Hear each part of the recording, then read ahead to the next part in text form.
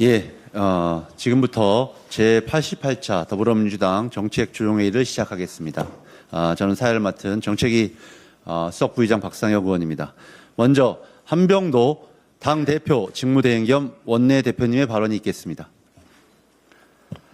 드디어 후반기 국회 원구성이 마무리됩니다. 국민의힘이 뒤늦게나마 국회 보이콧을 거두고 상임위 복귀를 결정한 것은 다행입니다. 그동안 국민의힘은 법사위원장 배분을 핑계로 원구성과 상임위 활동을 거부하며 국회를 장기간 공전시켰습니다. 그 피해는 고스란히 민생법안 처리를 기다려온 국민께 돌아갔습니다.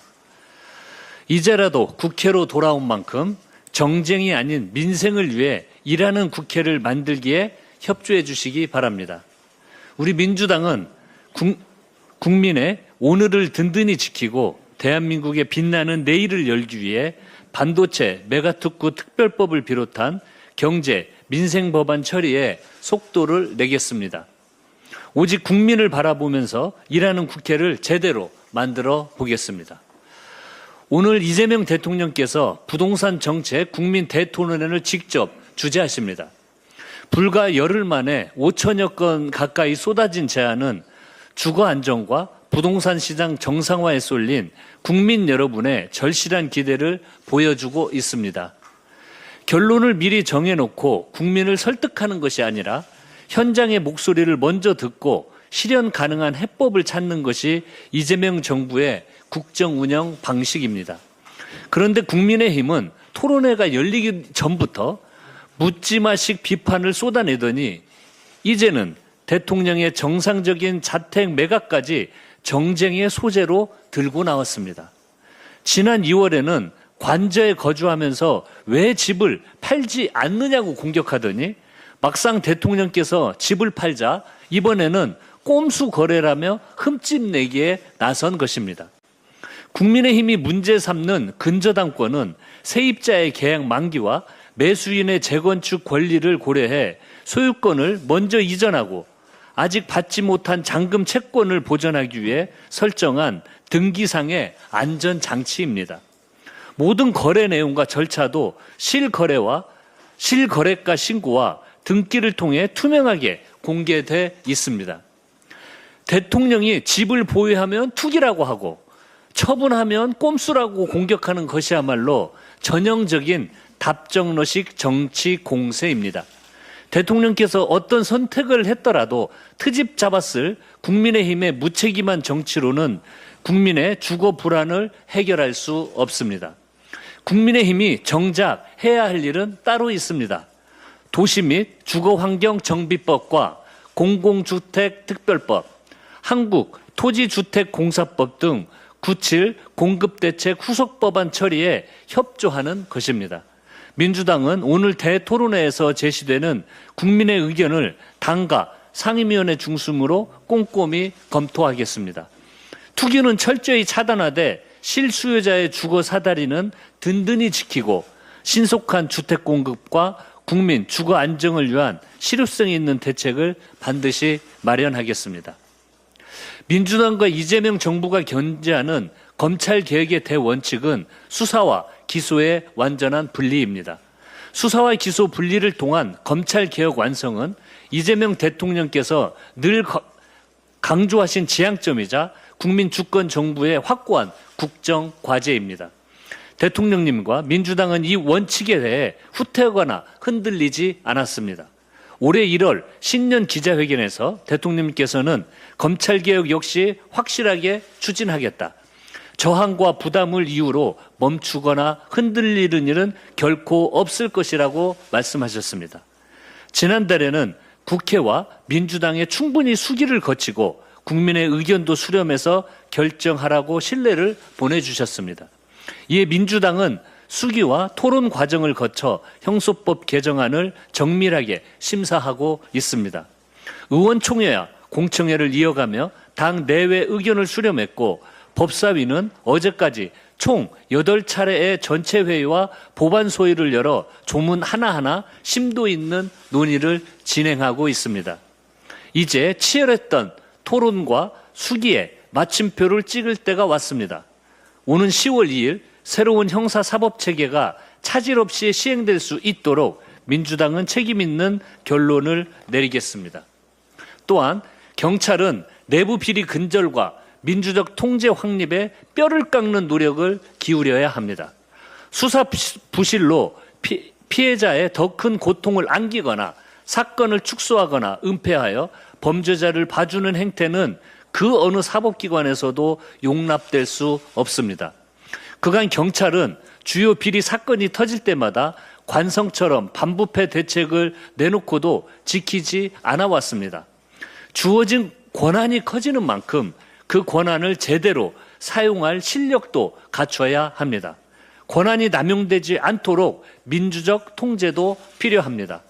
최근 불거진 사건에 대한 엄벌이 그 출발점이 돼야 합니다. 경찰은 철저한 진상규명과 책임자 처벌로 국민 불안과 불신을 해소하길 바랍니다. 아울러 외부 인사가 과반을 차지하는 수사쇄신 TF를 조속히 출범시키고 유착 근절과 내부 비리 수사, 사회적 약자 사건 처리, 외부 통제 강화 방안을 담은 실효성 있는 쇄신안을 내놓으십시오. 잠깐 스쳐 지나가는 소나기라고 생각해서는 안 될 것입니다. 민주당은 경찰의 쇄신이 실제 이행되는지 국민과 함께 끝까지 지켜보도록 하겠습니다. 오늘 아침에 또 기쁜 소식이 발표가 됐는데 올해 2분기 실질 GDP가 전분기 대비 0.6% 성장했다고 합니다.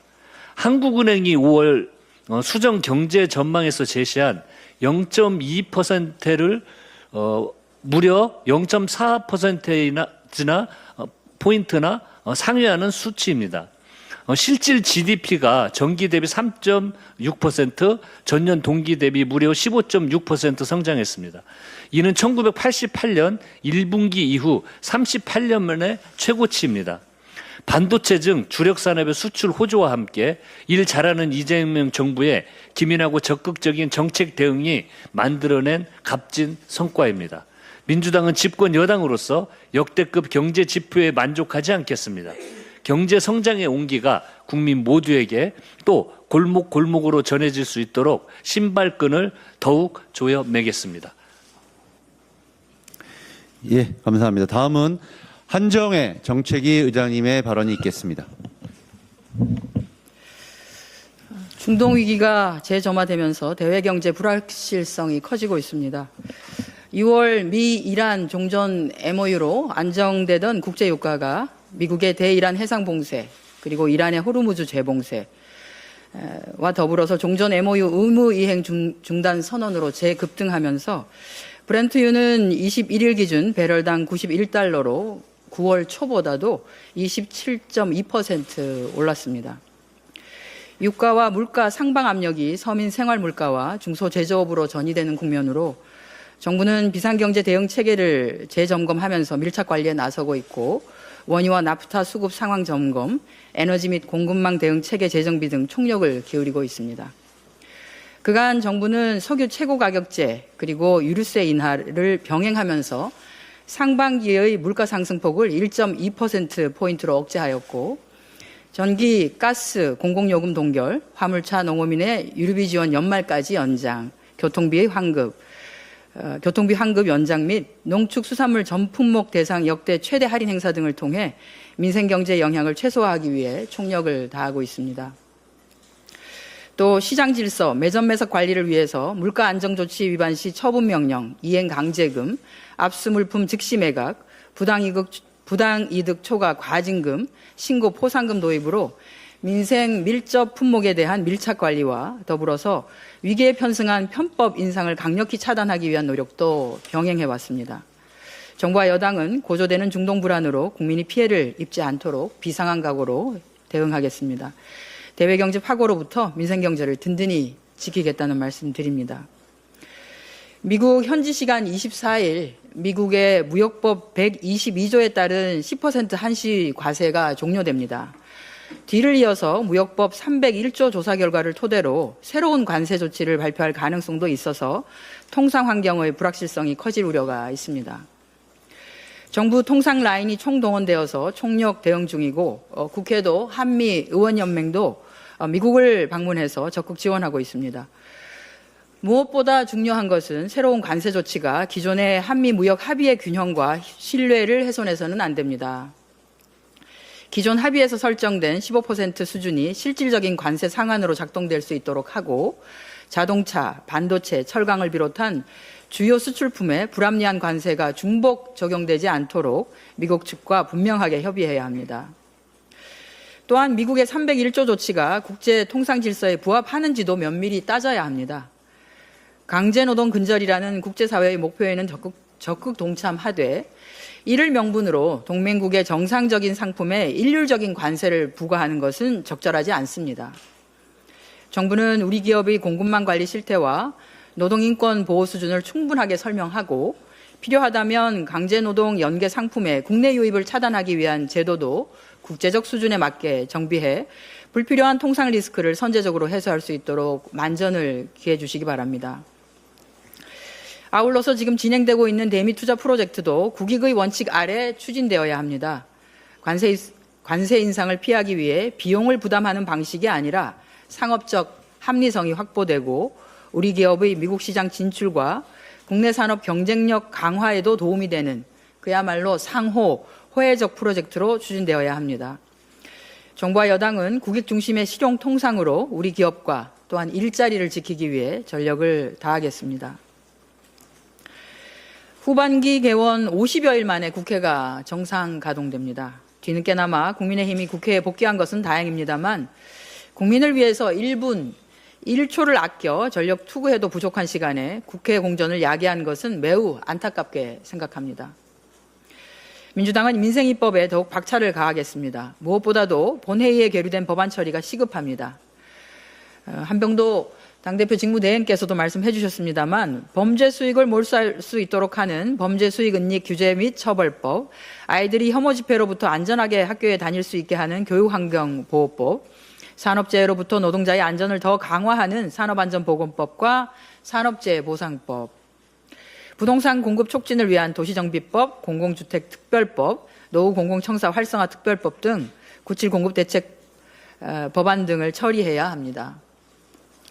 아울러서 대한민국의 100년의 성장 엔진이 될 3대 메가 프로젝트를 위한 법안 추진에도 속도를 내겠습니다. 메가특별법, 반도체특별법, 전기사업법, 물관리기본법, 수도법, 산업입지법 등의 재개정을 통한 입법은 물론 당내 3대 메가 프로젝트 지원 특위를 중심으로 현장의 목소리도 경청하면서 메가 프로젝트가 차질 없이 추진될 수 있도록 최선을 다해서 지원하겠습니다.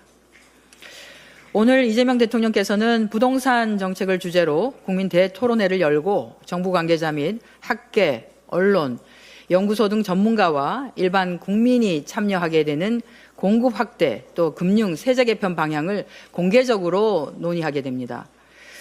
그간 대통령께서 SNS 등을 통해 직접 제시한 쟁점은 적정 보유세, 실거주용 1주택과 비거주용, 다주택의 차등 여부 및 적정 폭, 초고가 실거주 주택 별도 처리 여부, 초고가 주택의 기준, 보유세, 거래세의 관계, 보유세의 용도 등입니다. 대통령께서는 부동산 세제의 목표는 집값 잡기가 아니라 조세 정상화라고 이미 수차례 밝힌 만큼 오늘 토론회를 통해서 과세 형평성 방안에도 중지가 모아지기를 바랍니다. 또한 생애 최초 실수요자 잔금 애로사항이 현장에서 부각되고 있고 사전 온라인 접수에서도 주택 금융 분야 질의가 가장 많았다고 하는 만큼 청년이나 생애 최초 및 실수요자를 위한 보완에 대해서도 토론회를 통해 제시된 다양한 의견을 종합하여 당정이 방안을 마련토록 하겠다는 말씀 드립니다. 이상입니다. 이어서 천준호 원내 운영수석 부대표의 발언이 있겠습니다. 오세훈 서울시장은 서울 시민 앞에 사죄하십시오. 결백을 주장하며 시장직에 다시 도전했던 것 자체가 모렴치의 극치입니다. 어제 오세훈 서울시장이 당선 무효형을 선고받았습니다. 정치자금법 위반으로 벌금 1천만 원형입니다. 사필 규정입니다. 오세훈 시장은 지난 2021년 서울시장 보궐선거 과정에서 정치브로커 명태균 씨로부터 여론조사를 불법으로 제공받은 범죄 사실이 인정됐습니다. 재판부는 여론조사 5건에 대한 비용 대납 사실을 인정했습니다. 그 비용만 무려 2,100만 원이라고 합니다. 2,100만 원어치의 여론조사를 무상으로 제공받고 비용을 후원자에게 대납하게 한 죄책은 매우 무겁습니다. 공직자격 상실형이 불가피하다는 것이 재판부의 판단이었습니다. 특히 재판부는 그 죄질과 책임 회피를 강하게 질타했습니다. 정치자금법의 취지를 잘 알고 있음에도 불구하고 범행을 주도했다. 재판 과정에서 책임을 제대로 인정하지 않는 태도로 일관했다. 드러난 진실 앞에 참담함을 금할 수 없습니다. 오세훈 시장의 거짓말이 어디 이번 사건뿐입니까? 2021년 보궐선거 과정에서는 일명 생태탕 논란이 있었습니다. 처가에 내곡동 땅 토지 보상에 관여해 수십억 이익을 봤다는 의혹이었습니다. 오세훈 시장은 당시 방송 토론회에서 토지 경계 확정을 위한 측량 현장에 가지 않았다고 했습니다. 그러나 그 직후 기억 앞에서 겸손해야 한다는 명언을 남기며 빠져나갈 구멍을 팠습니다. 검찰은 이 사건을 불기소 처분했습니다. 그러나 불기소 결정문에는 오세훈 시장이 내곡동 땅 측량 현장에 갔을 가능성이 높은 것으로 보인다라고 적시했습니다. 측량 현장에서 오세훈을 보았다는 내곡동 땅 측량 기사, 현지 주민, 식당 주인의 진술이 일치하기 때문입니다. 그럼에도 당시 검찰은 결국 봐주기 불기소를 해준 셈입니다. 그러나 이번만큼은 빠져나갈 구멍이 없습니다. 엄정한 법의 심판을 받아야 할 것입니다. 서울시장은 천만 서울 시민의 삶을 책임지는 자리입니다. 그러나 지금 오세훈 시장은 시정을 안정적으로 이끌 수 없는 상황에 놓여 있습니다. 그 부담을 시민에게 전가해서는 안 됩니다. 취임 한 달도 되지 않아 당선 무효형이 웬 말입니까? 애초에 이런 상황이라면 지난 6.3 지방선거에 나오지 말았어야 하는 것 아닙니까? 그것이 서울 시민에 대한 최소한의 예의 아닙니까? 오세훈 시장은 더 이상 구차한 변명으로 시간을 끌지 마십시오. 시민 앞에 책임 있는 자세를 보여야 합니다. 사법부 역시 신속히 후속 재판을 진행해 주시기를 바랍니다. 특검법이 정한 2심과 3심 재판 기간 3개월을 준수해 신속하고 현명한 판단을 내려주시길 바랍니다. 그것만이 혼란을 최소화하는 길이 될 것입니다. 민주당은 서울시정이 더 큰 혼란에 빠지지 않도록 철저히 감시하겠습니다. 서울 시민의 삶을 챙기겠습니다. 예, 다음은 김한규 원내 정책수석부대표의 발언이 있겠습니다. 최근 검사의 서명이 빠진 공소장이 법원에 저출되었고 절차를 위반해 무효라는 이유로 줄줄이 공소기각됐습니다. 그 수가 6건에 이릅니다.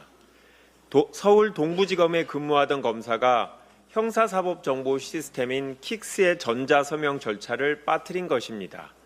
킥스가 개통된 지 2년이 다 되어 가는데도 이런 검사의 초보적인 실수가 나왔습니다. 개인은 실수할 수 있습니다. 그래서 제도를 꼼꼼하게 설계해야 합니다. 개인의 실수가 시스템 전체의 신뢰를 흔들지 못하도록 말입니다. 지금 추진하는 형사소송법 개정도 피해자 보호가 미진하지 않도록 2중, 3중의 안전망을 만들고 제도가 제대로 작동할 수 있도록 정부와 함께 전력을 다하겠습니다. 개인의 실수가 시스템의 신뢰를 흔들지 못하도록 피해자 권익 보호를 중심에 둔 형사소송법을 만들겠습니다. 지난주에 청와대에 청년미래비서관이 새로 임명돼 업무를 시작했습니다. 청년 문제 해결에 전력을 다해 주시길 부탁드립니다. 이번 주 월요일부터는 청와대 청년 펠로우십 채용도 시작됐습니다. 청년의 삶 속에서 문제를 발견하고 청년이 내 문제를 청와대 안에서 직접 말하고 다룰 수 있게 하는 자리입니다. 만 19세부터 34세까지 20분을 모십니다. 신청은 다음 달 5일까지입니다. 청년 여러분께서 직접 이것이 문제라고 정부에 말씀해 주십시오. 저희는 듣겠습니다. 이상입니다. 예, 다음은 김윤 원내 부대표의 발언이 있겠습니다. 더불어민주당 이천시 지역위원장 김윤입니다. 어제 이재명 대통령께서는 어디 살든 제대로 치료받는 모두의 의료 보장 간담회에서 지역, 필수, 공공의료에 대한 국가 책임을 분명히 하셨습니다. 대통령께서는 지역 균형 발전을 위해서는 지방의 정주 여건을 만들어야 하고 객관적 여건 중 가장 중요한 것이 의료이다. 나와 내 가족이 아플 때 충분한 의료 환경이 보장됐냐가 더 중요하다고 강조하셨습니다. 어디에 사느냐에 따라 국민의 생명과 건강이 달라져서는 안 됩니다. 필수 공공의료에 대한 국가 책임을 강화하고 의료 습관을 합리화하며 현장의 목소리를 반영한 실행 가능한 의료 정책을 마련하라는 분명한 방향도 제시하셨습니다. 이천과 같은 의료 취약지에선 지역 필수 의료에 대한 국가 책임을 강화하는 것은 매우 시급하고 중요한 일입니다. 이제 국회가 입법과 예산으로 속도를 내야 합니다. 먼저 응급의료 체계 정상화를 위한 응급의료법 개정안을 조속히 처리해야 합니다. 응급 환자가 지역 안에서 적시에 치료받을 수 있도록 이송 체계를 바로 세우고 의료진과 구급대원은 환자를 살리는 데 집중할 수 있어야 합니다. 내년부터 시행되는 지역 필수의료 특별회계도 잘 준비해야 합니다. 지역의 전문 인력을 확충하고 고위험 산모, 신생아와 소아응급 등 필수의료 협력 체계를 강화하는 데 필요한 예산을 충분히 확보해야 합니다. 지역의 의료 현실에 맞게 의료 취약지에 더 많은 예산을 배분하고 현장에서 제대로 집행될 수 있도록 국회가 꼼꼼히 챙겨야 합니다. 국립대병원과 공공병원의 진료 역량을 강화하기 위한 공공보건의료법 개정안도 조속히 처리해야 합니다. 지역 국립대병원을 빅5 수준으로 육성해야 합니다. 국립대병원과 지방의료원 간 의료 인력의 순환 근무와 전문의 파견 등의 협력 체계를 바탕으로 지방의료원이 원활하게 운영될 수 있도록 지원해야 합니다. 집권 여당으로서 무한한 책임을 갖고 지역 필수 공공의료에 대한 국가 책임을 반드시 실현하겠습니다. 국민 누구나 어디에 살든 제대로 치료받는 대한민국을 반드시 만들겠습니다. 감사합니다. 예, 마지막으로 제가 정무위 간사로서 한 말씀 드리겠습니다. 지난 7월 16일 미국의 우버가 배달의 민족의 모회사인 독일 딜리버리 히어로를 148억 달러, 우리 돈 약 22조 원에 인수한다고 발표했습니다. 우버 측은 지금처럼 큰 변화 없이 배달의 민족을 운영하겠다는 방침을 밝혔습니다. 그러나 아시는 것처럼 우버는 전 세계 99개 시장에서 모빌리티와 배달을 함께 움직이는 글로벌 플랫폼 공룡 기업입니다. 우리 유통시장을 흔들고 있는 쿠팡과는 그 차원이 완전히 다른 민생경제 전반에 미칠 파급 효과를 우리가 생각해 보지 않을 수 없는 상황입니다. 특히 눈여겨봐야 할 것은 이미 우리나라에서 서비스 중인 우버 택시와 배달의 민족이 한 기업 집단 아래에 놓인다는 점입니다. 배달의 민족과 배달과 모빌리티 플랫폼이 결합하는 국내에서의 첫 사례이기도 합니다. 두 서비스의 멤버십과 데이터, 결제 시스템이 연계되면 소비자를 특정 플랫폼에 가두어두는 이른바 락인 효과와 방대한 이용자 데이터의 결합이 만들어낼 파급력은 결코 작지 않을 것입니다. 우버 택시가 가진 이동 정보와 배민이 가진 소비 성향 데이터가 하나로 합쳐졌을 때 그 영향력은 단순한 점유율 수치를 넘어설 수도 있습니다. 또한 수수료 문제는 더 직접적일 수 있습니다. 미국 우버 이츠의 수수료율은 15%에서 30%에 달하는 것으로 알려져 있습니다. 최고 수수료가 배민의 최고 수수료가 현재 최고 수수료가 배민이 9.9%임을 감안할 때 3배에 가까운 수준입니다. 수수료 부담이 커지면 결국 자영업자의 가격 인상으로 이어지고 그 부담은 고스란히 소비자에게 돌아갑니다. 매장 가격이 함께 오르면 배달을 지키지 않는 손님마저 비싸진 밥값을 치러야 하는 상황이 벌어질 수 있습니다. 우버는 브랜드 유지와 점주, 라이더에 대한 투자 확대, 수수료 인상 통제, 자영업자 피해 방지를 약속하고 있습니다. 그러나 22조 원이라는 막대한 금액을 투자한 기업이 어디선가 반드시 수익을 창출할 곳을 찾으리라는 것은 너무나 당연한 이유이고 시장의 지배적인 전망입니다. 또한 과거의 경험에 비춰볼 때 그 약속이 항상 온전히 지켜지는 경우가 별로 없었다는 것도 우리는 잘 알고 있습니다. 우버의 국내 시장 진출이 자영업자와 라이더 등 우리 이웃들의 삶에 미칠 파급 효과와 그 대응책을 진지하게 고민해야 합니다. 공정거래위원회는 다가올 기업결합심사에서 단순히 시장 점유율을 넘어 멤버십과 데이터의 결합이 우리 플랫폼 시장에 어떠한 영향을 미칠지, 어떠한 경쟁의 제한을 가져올지 그 영향력을 엄중히 따져야 할 것입니다. 더불어민주당과 그리고 우리 국회 정무위원회도 국민과 상생하는 건강한 플랫폼 시장을 만들기 위해 더욱 노력하고 이 사안을 주목하겠습니다. 예, 이상입니다. 예, 잠시만요. 아까 우리 한정혜 정책위 의장님께서도 말씀을 해주셨는데 지금 법안 관련해서 59건이 현재 남아 있습니다. 그래서 이걸 처리를 해야 되는데 말씀해 주신 것처럼 범죄 수익 은닉 규제 및 처벌법, 교육환경보호법, 산업안전보건법, 산업재해 보상법, 도시정비법, 공공주택특별법, 노후공공정사 활성화특별법 등 59건입니다. 근데 법안을 들어보시면 이걸 왜 발목을 잡고 있죠? 이게 지금 현재 여야 정쟁 상황과 이 법안이 어떤 관련이 있습니까? 도무지 이해를 하려고 해도 이해를 할 수가 없고 납득이 안 갑니다. 그리고 국회 법안 처리 과정은요, 각 상임위에서 법안 심사를 하고 법사위를 통해서 본회의로 넘어오는 겁니다. 법사위 끝나서 법안 처리가 다 심의가 됐는데 본회의 올라가기 전에 원내에서 어떤 권한으로 법적 권한을 가지고 법안을 넣고 빼고 자기 마음에 드는 거 고르고 그럴 권한이 법적 권한이 어디에 있습니까? 왜 국회가 이렇게 됐는지 모르겠습니다. 이거 완전 망가지고 있는 것 같아요, 국회가.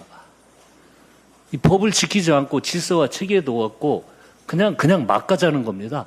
내 정치적 이해관계를 위해서 민생과 이 하나하나 국민 삶과 직결된 이런 법안마저도 발목을 잡는데 소슴이 없어요. 부끄러운지를 몰라요. 그래서 다음 주에요, 운영위에서는 앞으로 국힘이 이런 절차를 무시하고 민생과 관련된 법안들 발목 잡는 행위를 하는 것에 대해서 국회법 개정안을 통해 가지고 모든 것들은 좀 일을 할 수 있도록 이렇게 해야 될 거라는 생각이 듭니다. 앞으로 국민의 삶과 직결된 민생 법안을 발목 잡는 행위를 우리 민주당이 이대로 방치를 하면 우리 민주당은 무능한 정당이 될 것 같습니다. 앞으로 이런 행위들에 대해서는 용납하지 않을 거고요. 법 개정이면 개정을 통해서 즉각적으로 개선하고 일하는 국회를 만들기 위해서 특단의 조치를 해야 되겠다는 걸 오늘 다시 한번 느낍니다. 예, 그러면 준비된 발언과 또 한병도 대표님의 추가 발언까지 모든 순서가 마쳤습니다. 이상으로 7월 23일 제88차 정책조정회의를 마치겠습니다. 수고 많으셨습니다.